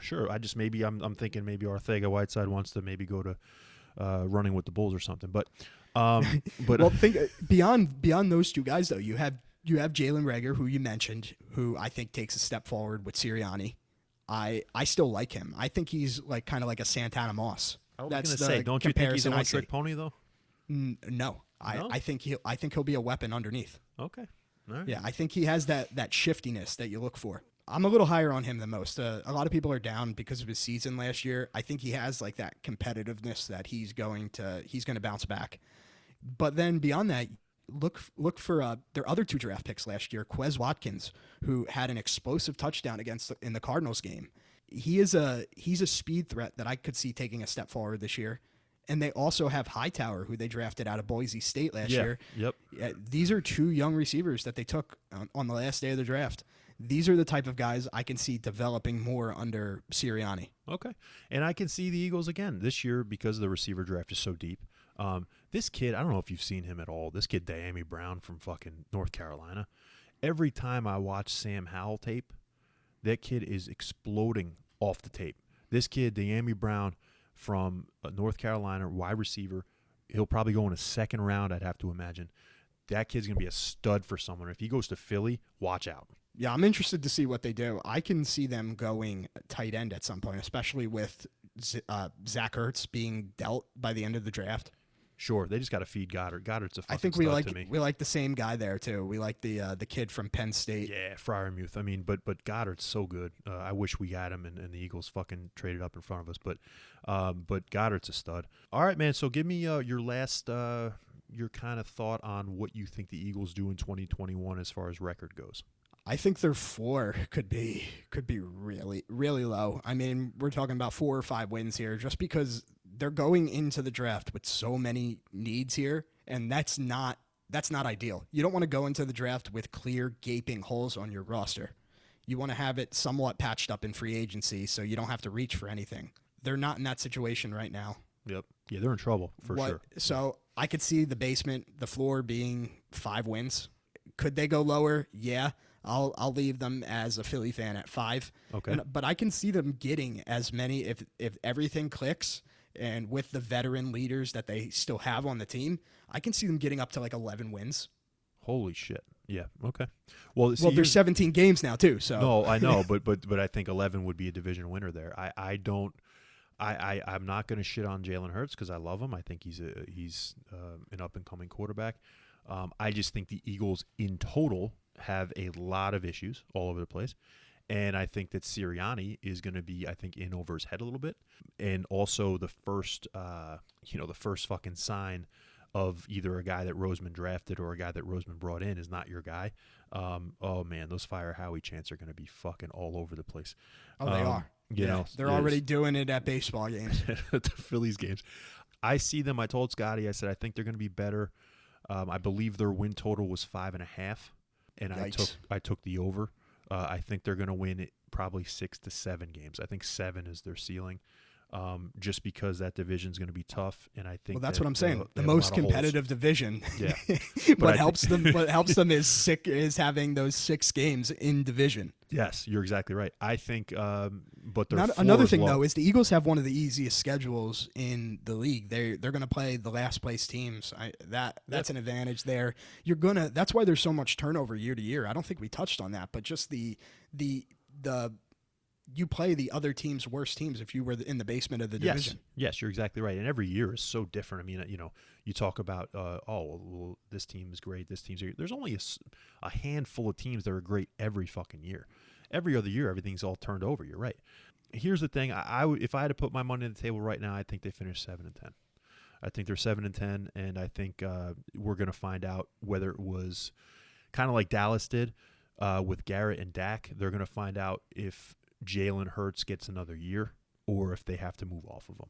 I think Jalen Hurts is going to play well enough to where it's not going to be his fault. I'd be happy with this season if Hurts shows that he's the guy and they go above 500. That would be a successful season for me. Yeah. I think, if not, they potentially have 3 first-round picks next year, so we Yes. can get it corrected Yep. one way or another.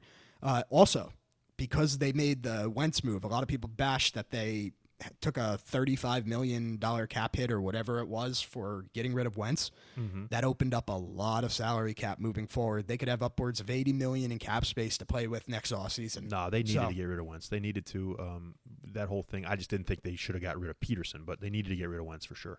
Hey, it frees up money in the future. So Yeah. I mean, and they all know they're figuring out now with this COVID and all this shit that they're figuring out how to manipulate the cap even more. So I get it. I mean, that was a good move. All right, baby. Are you ready? I'm always ready. Dr. Tomas will be here for the first time for the titillating. Yes, I said titillating. Top 5. We're doing the top 5 NFL draft busts in the last 30 fucking years. And this is how I came up with my list, folks. I said, all right, you can come up with a shit ton of busts. But here's my metric for why I picked these 5. I said I wanted to see how much money that was wasted in guaranteed money that they had to give away to these fucks. I wanted to see how far these guys set their franchise back by these franchises taking them in the draft. And then I also really, really, really honed in on the hype that these guys had coming out of college and what they did in their college career and why they didn't live up to it. So, Dr. Tomas, are you ready? I'm excited. I'm excited to be a part of this. I've been waiting for this for a while. All right, baby. I think it's a good one to do, too. So, and I do want to hear that after my 5, I do want to hear if you wanted to add 1 or 2 of yours as well. So I'm excited. I'll give you a few. I'll give you a few, Rocco. So number 1, I think, is pretty obvious to me and to a lot of people, I believe. Number 1 to me, Jamarcus Russell. Jamarcus Russell was drafted number 1 overall by the Oakland Raiders in 2007. This was back when you remember, Dr. Tomas, that all these contracts for the first-round rookies especially, but also, basically the top 5 or 10, were these astronomical numbers, and they were guaranteed. It was crazy. So Yep. Russell got a $60 million contract that $32 million of it was guaranteed. Unbelievable. Insane. We all know the story about the coaching staff giving him the blank DVD to go study at home. and they gave him a blank DVD every fucking day. Oh, man. And they had to ask him. It was great. How was the film? It was great, How was the film? It was awesome, Coach. Yeah, and fucking it was blank, right? So they knew right from the start. And then everybody forgets, this motherfucker sat out. He held out for the whole offseason after he got drafted. Didn't come back until the first week of the season started. And so the story has it that they have a talent show. Talent shows for rookies in the offseason in training camp, to kind of, get everybody kind of, used to you and kind of, put you into the fire a little bit. They had to make him do it because he missed all of training camp. He comes back. They make him do the talent show. You know what his talent show was? He just brought out fucking $5,000 in singles in a backpack and just made it rain all over everybody. That's a power move, though. I like that. That was his talent. That might have been the best move of his entire career. Unbelievable. So, of course, he's out of the league in 3 years. And the Oakland Raiders, have been set back basically since. And just think of these guys that they could have drafted in 2007 instead. Hall of Famer Calvin Johnson. Hall of Famer Adrian Peterson. Hall of Famer Joe Thomas. Hall of Famer Darrelle Revis. Or even potentially maybe Hall of Famer, doubt it, but Marshawn Lynch. All of those guys were there for them in 2007, but they took Jamarcus fucking Russell. Ay. You want to know something embarrassing? I want to. Well, first off, I could not agree with you more with this selection. He's the clear-cut number 1. Absolutely. But I loved him coming out of LSU. Oh, man. I thought he was the shit. I was watching him play there flicking the ball 80 yards Yep. downfield. Yep. That This is the gigantic frame. I was like, this is the guy that's he's gonna lead a team. He- I did not yeah. know about all the personal problems. I didn't think he was gonna balloon up to 300 plus pounds. There was a lot of things that happened there that were not anticipated. Yeah, he was But playing, yeah. I think, at 280. I think he was like 280 at LSU, and could throw the ball outside the stadium. I mean, it was like unreal. Do you remember that Sugar Bowl game against Brady Quinn? Yeah, He looked phenomenal. yeah, but so did Brady Quinn, and that was the guy I was wrong about. I was wrong about Brady Quinn because now my opinion is because he got drafted to Cleveland. But I think if he would have went somewhere, he would have been a great fucking player in my opinion. But Jamarcus Russell is to me the biggest bust of all fucking time, and I'm glad that you agree. Number 2, here's where a lot of people would disagree with me on this guy being number 2. And it's only because of my personal belief of what this guy was going to be, what this guy showed me personally. Vince Young is number 2. He was taken number 3 in the 2006 NFL Draft. Ooh. He was guaranteed $26 million. But I will tell you, the reason why he's number 2, to me, in 2021, the 2006 Rose Bowl was still the best game I've ever seen. He Agreed. was unbelievable that season. He deserved that Heisman over Reggie Bush. He had over 3,000 yards passing with 26 touchdowns. He had 1,000 yards rushing with 12 touchdowns. He was going to be the future of the quarterback position. He single-fucking-handedly took Texas over USC, the biggest Goliath that college football had ever fucking seen. He did it himself in that game. He comes to Tennessee, granted, Jeff Fisher was the coach. He was fucked before he even got there. But you're going to tell me that they took him 3rd overall. He had all this potential. He was the future of the game. The way that he played in that 06 Rose Bowl, beating the Goliath USC nobody thought was going to lose. You're going to tell me that they performed better with Kerry Collins? How is that possible? And then on top of that, that leads Tennessee later on in 2011 to take the reach at number 8 to go get Jake Locker because they were so fucking scarred from Vince Young. They thought, we just need a quarterback. We need one. And they took Jake Locker. He was out of the league in a couple years. So he really fucked up Tennessee for a long time. And it's really a goddamn shame because Vince Young, to me, was just like you told me. You were fucking so into Russell. You thought he was going to be the best. I thought Vince Young was going to be the next. He was going to be like how Mahomes is now. You know what I'm saying? Just owning the league for 20 years. Now, Rocco, I hate that you're about to make me defend Vince Young here. If you think back, I'm a Philly fan, obviously. If you think back to the whole Dream Team debacle, that all stemmed from Vince Young. He was the one that declared the Eagles the Dream Team after that free agency. Him and season. Vic, yes. But I think that Vince Young, a part of the problem with him was Jeff Fisher. And Jeff Fisher never wanted him to begin with, number 1. Number 2, Jeff Fisher has never been great with young quarterbacks. You got to agree there. Well, yeah, he killed Jared Goff, too. Yeah. Mm-hmm. Yeah, exactly. But if you recall that rookie season, what was that, in late 06, 07? 06, yeah. He looked amazing. He was taking a Titans team that wasn't doing much at the time, and he was keeping them in games. And I guess maybe you can say it was kind of like a Tebow-esque if you're not of a detractor of Vince Young. They were 8-8, and he won the Rookie of the Year. Yeah, so he looked really promising. So that's why I wouldn't call him a bust. It just because I know where he was taken. I know the hype that was surrounding him, but I don't think he was put in a good situation to succeed. When you're given to a coach that doesn't want you, you're already fighting an uphill battle there. Yeah, the only thing I'd argue with that is that if you're that good and you're not a bust, then you'd make it work somewhere else. Dude, And, I don't know. If you put Peyton Manning with a coach that absolutely despises him, I think Peyton Manning has a shitty career. I think Peyton Manning would have, the first 4 years he would have been in Indy, and then the next, say he goes to, let's just say Denver. Say he goes to Denver 5 years into his career, I think he's still Peyton Manning, It's tough for you to be a true bust, you can't make it anywhere. And even the fact that Vince Young chose to go to Philadelphia instead of somewhere else where he knew he'd start is just it's a bust move in my opinion, even just with that.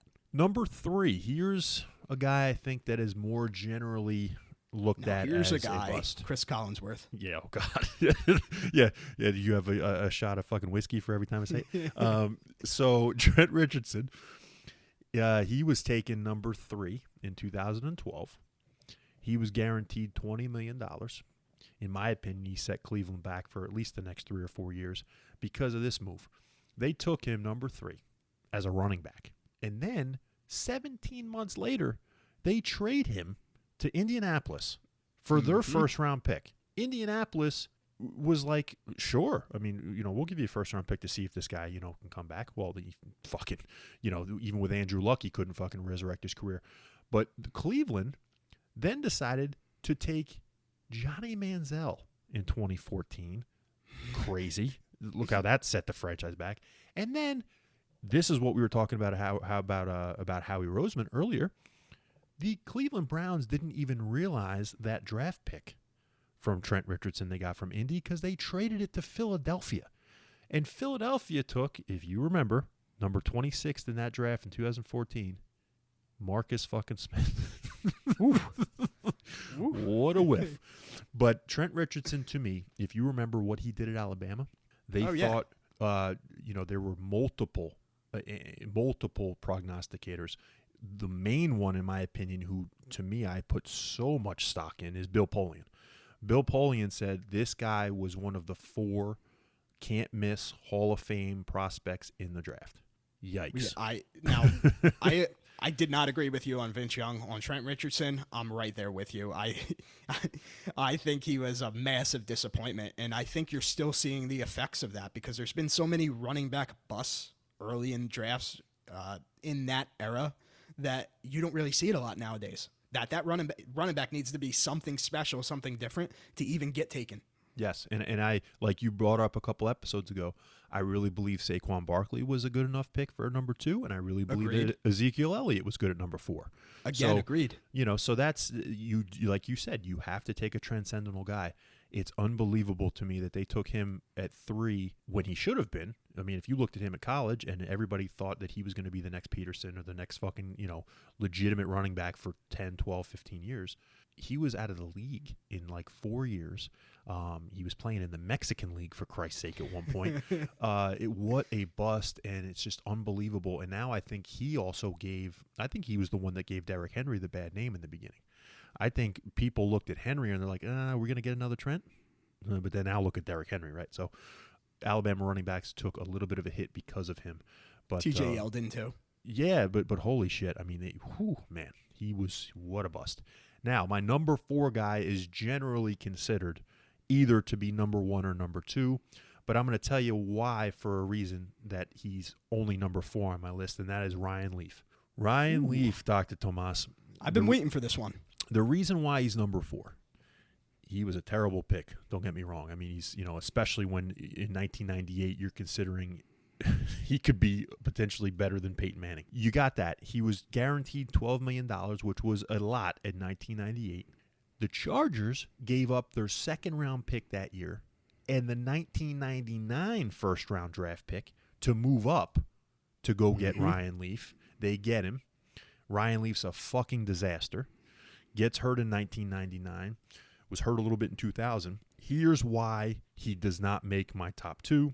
It actually led San Diego to go 1-15 in 2000 with a combination of him and Jim Harbaugh at quarterback.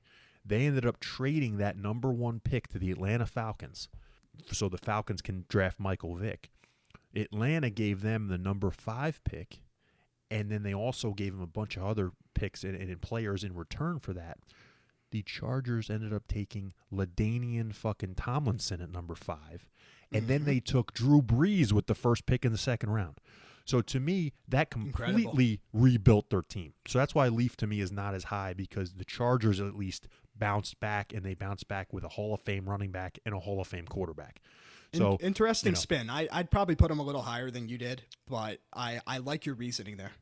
The Titans are in the toilet. The Cleveland Browns are in the toilet. That's why Young and Richardson are higher.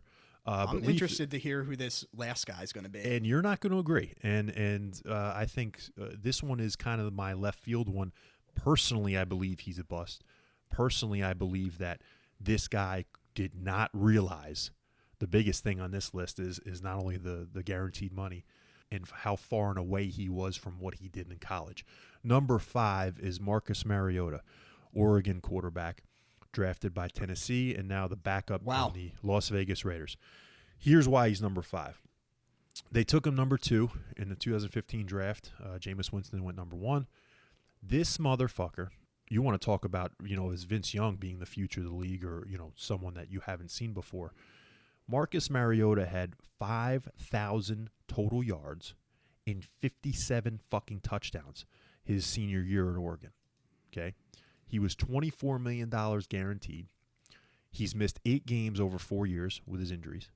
But the biggest reason to me that he makes this list, on top of not only just not realizing how he was at Oregon and being the number 2 pick overall, he was forced out of Tennessee by a guy by the name of Ryan fucking Tannehill, who was garbage in Miami. He forced him out, made Mariota look awful. Tannehill now was re-signed by the Titans, and Mariota was cut. He has a plus 12% on the cap. So now that takes the Titans out of the fucking Super Bowl.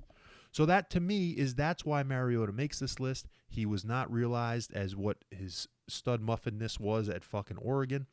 They have to now bring in Tannehill, and Tannehill is now taking up so much of the cap. The Titans won't win the Super Bowl. So I'm out. I'm out on Mariota, and I really think he was just such a bust for what he was able to do in college. Yeah, Rocco, Eagles had Chip Kelly as head coach when Mariota came out, and I was all for them doing whatever it took to get up high enough to draft Marcus Mariota and reunite those two. Mm-hmm. So I am shocked. I thought he was a sure thing. I remember his draft interviews, people saying that he was the closest thing in an interview to like a Russell Wilson. And Russell Wilson, the reason he got drafted, he didn't get drafted high or anything, but the reason he got drafted by the Seahawks was he blew everyone away. He was essentially guaranteeing that he'd be a Super Bowl winning quarterback. And I heard that Mariota had those same qualities, that he was blowing people away in the interview process. So I was all about him. And there's guys that I think are more deserving as like a top 5 overall bust, but interesting spin on that, like that. I don't take it personally per se, but I just feel like what I saw, Mariota at Oregon, I feel so fucking deceived. I feel so duped. And if I was a Tennessee fan, or if I'm a part of course, the front office in Tennessee, I would be pulling my fucking hair out, knowing that this was the guy that we went all in on, and he hasn't shown us dick from what he used to do at Oregon. It's unbelievable, Now, real quick, I want to go into maybe just some of the ones that you'd like to inject into this top 5. I got some breaking news. Let's hear it. I got breaking news. We have a huge trade, and something that will make at least my mock draft, I know, look a little bit better. The Denver Broncos found their quarterback, and we haven't even had the NFL draft yet. The Denver Broncos have traded for Carolina Panthers quarterback Teddy Bridgewater today. They, I think, will now at number 9 either stay or, like I believe they will, trade out to a team that wants to come get a quarterback because now Philly? They have not even a quarterback, a corner. Maybe they have some suitors, but Bridgewater will now compete with Drew Lock in Denver. Wow. To me, I don't think Bridgewater's that much of a game changer, but no. But I think this does take them out of the running for a quarterback. I think what this says is they're going into the season with what they have, and they'll reassess next year, similar to like a Jalen Hurts situation. Yes, absolutely. So that was the breaking news I wanted to drop. Denver and Teddy Bridgewater. So give me real quick, Dr. Tomas, some changes you'd make to my top 5. Yeah, there's a few that I think that you left out. I think the number 1 there, and poor Scotty would hate this one. Number 1, I would put, not number 1 overall on my list, but number 1 that you missed, Vernon Gholston, the 6th pick in 2008. He was on my honorable mentions. To me, he just did not take out those guys that were higher picks and took more money and took the franchise down a little bit further than he did. But go ahead. Rocco, no career sacks. as a one of sixth the biggest pick. busts. I mean, shit. I mean, we can honestly, Dr. Tomas, we can have a goddamn titillating top 5 New York Jets draft Well, bus. you just buried the lead because that was exactly where I was going with this. Because my next two guys are D. Milner, the 9th pick in 2013, Yep. and Mark Sanchez, the 5th pick in 2009. Unbelievable. Oh, then you could go Quentin Copels. I mean, we could go on and on. Yeah. But if I'm being honest here, though, there's one other guy that I would include in this, and I would say Tim Couch, who went ahead of guys like McNabb and Dante Culpepper. Yeah, he went to get ahead of guys like McNabb, Dante Culpepper. Yeah, so you're right. I mean, Tim Couch I'd put on there too. It's just like I said, he'd probably be 6 or 7 on my list. But poor Scotty, we got the Jets on here. But Dr. Tomas, thank you so much for joining me. And Scotty G has got to get over his NFC East hatred. But thank you so much for joining me. And I'm just so excited for this draft. Not a problem. Can't wait, Rocco. Yeah. So thank you, Dr. Tomas, and listeners. We're here, baby. We're at the draft. We're at the first round of the draft, and this is where we're going to all fact check our mock drafts. And we're fucking just so excited. So we will see you on the other side of the first round for episode 15. But for Dr. Tomas and for Scotty G, I'm Rocco B, and we'll say see you later and sayonara. Enjoy that draft.